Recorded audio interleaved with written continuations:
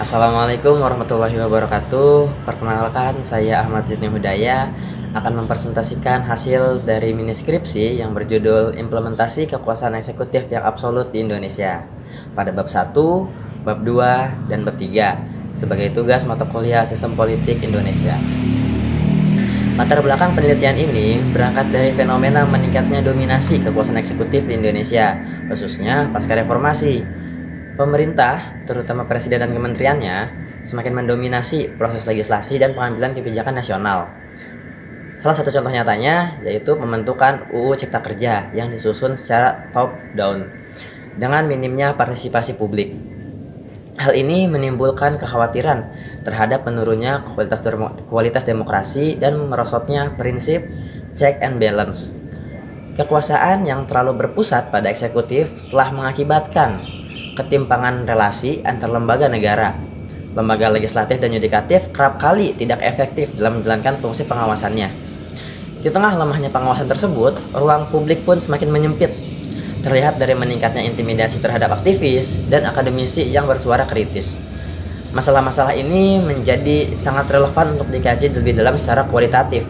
Tujuan utama dalam penelitian ini yaitu untuk memahami bagaimana kekuasaan eksekutif yang absolut diimplementasikan dan dirasakan oleh masyarakat, khususnya kelompok-kelompok yang terdampak seperti masyarakat. Yang kedua, identifikasi masalah. Kekuasaan presiden seringkali tidak diimbangi oleh kontrol yang efektif dari lembaga legislatif dan yudikatif. Yang kedua, pengambilan keputusan politik cenderung sentralistik dan tidak melibatkan partisipasi publik. Yang ketiga, penyalahgunaan kekuasaan oleh pihak eksekutif sering tidak mendapatkan sanksi yang tegas. Selanjutnya, perumusan masalah. Yang pertama, mengapa kekuasaan presiden di Indonesia seringkali tidak diimbangi oleh lembaga pengawasan yang efektif? Yang kedua, bagaimana pengambilan keputusan politik cenderung sentralistik dan tidak melibatkan partisipasi publik? Yang ketiga, bagaimana penyalahgunaan kekuasaan oleh pihak eksekutif sering tidak mendapatkan sanksi yang tegas? Selanjutnya, yang keempat, tujuan penelitian. Tujuan penelitian ini, yang pertama, menganalisis kekuasaan presiden yang seringkali tidak diimbangi oleh kontrol yang efektif dari lembaga legislatif dan yudikatif. Yang kedua, mengidentifikasi pengambilan keputusan politik yang cenderung sentralistik dan tidak melibatkan partisipasi publik. Yang ketiga, mengevaluasi penyalahgunaan kekuasaan oleh pihak eksekutif yang sering tidak mendapatkan sanksi yang tegas. Nomor 5, manfaat penelitian. Manfaat penelitian ini di mana di dalam suatu penelitian mengandung dua manfaat, yaitu manfaat teoritis dan juga manfaat praktis. Pertama, manfaat teoritis. Manfaat teoritis ini memberikan kontribusi terhadap pengembangan ilmu pemerintahan dan politik, khususnya dalam kajian tentang sistem kekuasaan eksekutif dan dalam negara demokrasi. Yang selanjutnya, menambah literatur ilmiah mengenai praktik kekuasaan yang tidak diseimbangi oleh atau dalam sistem presidensial, serta dampaknya terhadap ketatanegaraan Indonesia. Yang ketiga, menjadi referensi akademik dalam menganalisa dinamika hubungan antar lembaga negara, terutama terkait fungsi pengawasan terhadap eksekutif. Dan yang selanjutnya, membantu memahami konsep check and balance dalam praktik serta tantangan-tantangan dalam penerapannya di negara berkembang seperti Indonesia. Yang berikutnya, mendorong diskursus kritis di kalangan akademisi mengenai pentingnya pembatasan kekuasaan dan penegakan prinsip demokrasi. Manfaat praktis. Manfaat praktis ini yang pertama ada menjadi bahan pertimbangan bagi pembuat kebijakan dalam merancang sistem pemerintahan yang lebih seimbang dan demokratis. Yang kedua, memberikan wawasan kepada masyarakat tentang pentingnya pengawasan terhadap kekuasaan eksekutif. Yang ketiga, mendorong peran aktif lembaga legislatif dan yudikatif untuk menjalankan fungsinya secara independen dalam sistem pemerintahan. Yang keempat, menjadi dasar dalam penyusunan strategi reformasi, birokrasi, dan penguatan institusi pengawasan negara, memberikan masukan bagi organisasi masyarakat sipil dalam mengadvokasikan secara transparansi, akuntabilitas, dan partisipasi publik dalam pemerintahan. Baik, masuk ke bab 2, kajian teori. Dalam kerangka teori, penelitian ini menggunakan 4 pilar utama. Landasan teori yang pertama, teori Tres Politica atau Separation of Powers.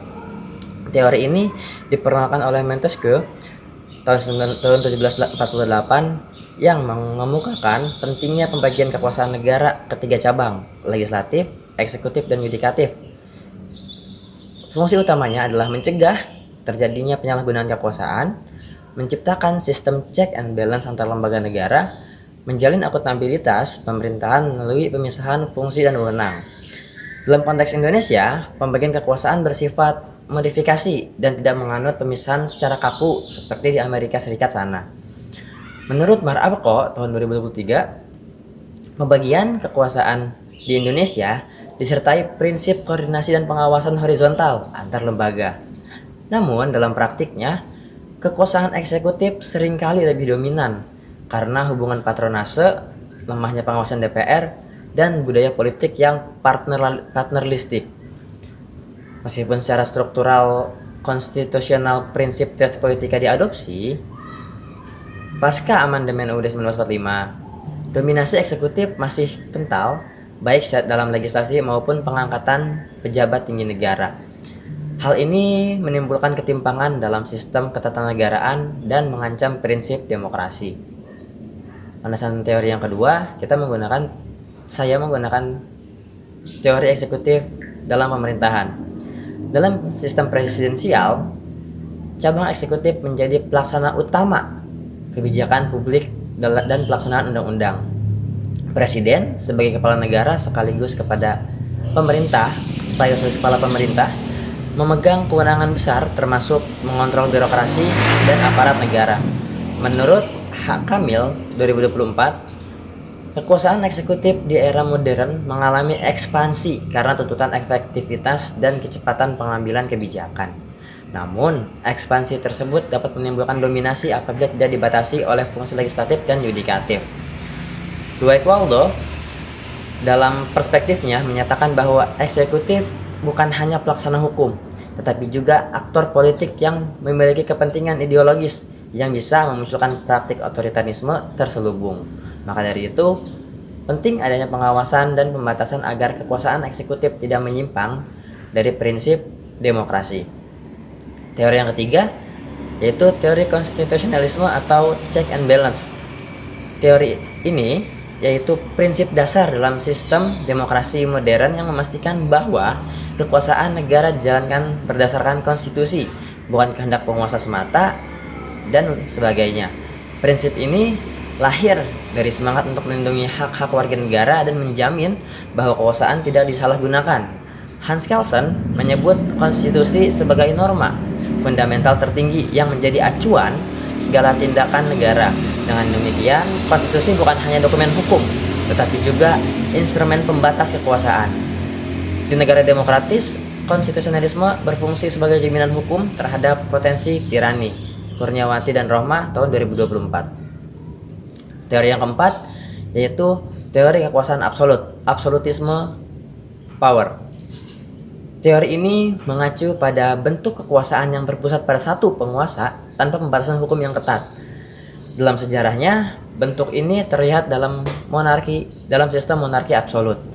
Dalam konteks modern, absolutisme bisa tersembunyi dalam sistem demokrasi formal melalui sentralisasi kekuasaan dalam pengambilan keputusan, lemahnya lembaga pengawas dan oposisi, kontrol terhadap media dan ruang publik.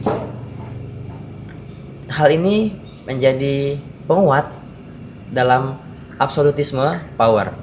Menurut John Locke, kekuasaan absolut bertentangan dengan prinsip kontrak sosial. Kekuasaan hanya sah jika berdasarkan persetujuan rakyat, dan ketika kontrak sosial dilanggar, rakyat berhak melakukan perlawanan.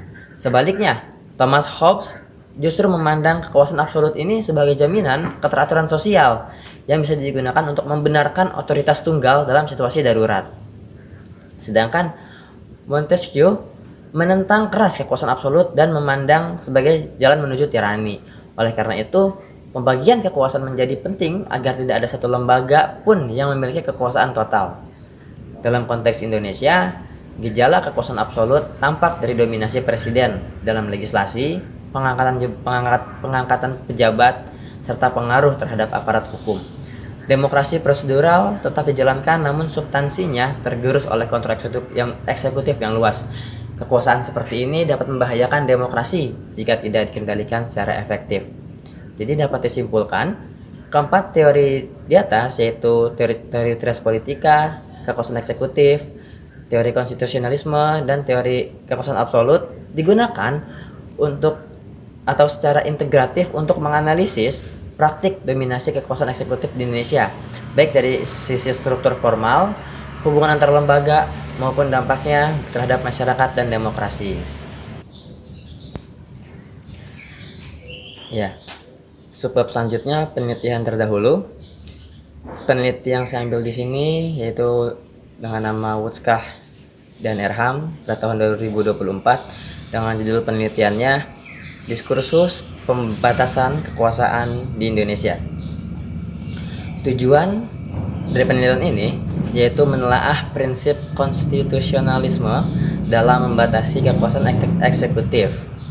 Metode penelitian yang digunakan yaitu dengan yuridis normatif, dan hasil utama dari penelitian ini yaitu eksekutif dominan akibat lemahnya pengawasan dan kontrol politik. Sangat relevansi dengan tema, sangat relevan karena sama-sama membahas dominasi eksekutif. Kelemahan dan kesenjangan dari penelitian ini yaitu tidak menyertakan data praktik pemerintah secara aktual. Maka dari itu, penelitian yang akan kita buat, kita akan mencari data secara aktual. Selanjutnya bab 3, metodologi penelitian. Di sini kami yang pertama menggunakan jenis penelitian, di mana penelitian ini menggunakan pendekatan kualitatif yang bertujuan untuk memahami fenomena kekuasaan eksekutif dalam konteks alami dengan peneliti sebagai instrumen utama. Sugiono tahun 2019. Pendekatan ini digunakan untuk mengungkap makna subjektif dari kompleksitas kekuasaan yang tidak bisa dijelaskan dengan angka. Penelitian ini menggunakan studi kasus untuk mendalami praktik dominasi eksekutif seperti intervensi presiden dalam legislatif dan pengabaian putusan Mahkamah Konstitusi. Yang kedua, lokasi dan subjek penelitian. Penelitian dilaksanakan di Fakultas Keguruan dan Ilmu Pendidikan (FKIP) Universitas Sultan Ageng Tirtayasa, Serang, Banten. Lokasi ini dipilih secara purposif, Sugiono tahun 2019, karena FKIP Untirta memiliki program studi PPKN yang relevan dengan kajian hukum dan politik. Mahasiswa PPKN dijadikan subjek karena memiliki pemahaman teoritis dan keterlibatan dalam isu demokrasi yang memungkinkan eksplorasi terhadap makna kekuasaan eksekutif dan perspektif kritis yang empiris.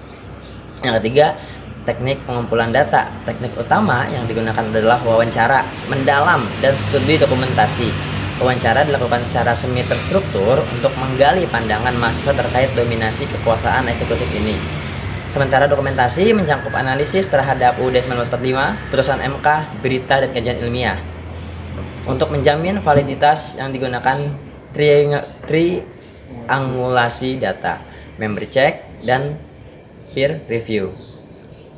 Yang keempat, teknik analisis data. Sugiono tahun 2019, analisis digunakan secara tematik atau tematik analis yang dimulai dari reduksi kata, penyajian, hingga penarikan kesimpulan dan verifikasi. Analisis ini digunakan untuk mengidentifikasi tema-tema utama seperti dominasi lembaga eksekutif atau lemahnya fungsi kontrol. Proses verifikasi dilakukan melalui triangulasi data, memory check, peer debriefing, dan audit trail untuk menjamin keabsahan interpretasi. 5. Keabsahan data. Keabsahan dijamin dengan menerapkan validitas melalui triangulasi, membandingkan data dari wawancara dan dokumen, dan reliabilitas melalui member check dan peer debriefing. Sesuai dengan pendapat Sugiono tahun 2019. Instrumen wawancara diuji melalui uji coba terbatas, dan netralitas peneliti dijaga dengan dokumentasi konteks serta penyandaran pada temuan faktual. Analisis tematik dipilih untuk memastikan relevansi dan konsistensi data terhadap fokus penelitian. Penelitian ini diharapkan dapat memberikan kontribusi bagi penguatan demokrasi substansif di Indonesia. Demikian presentasi saya.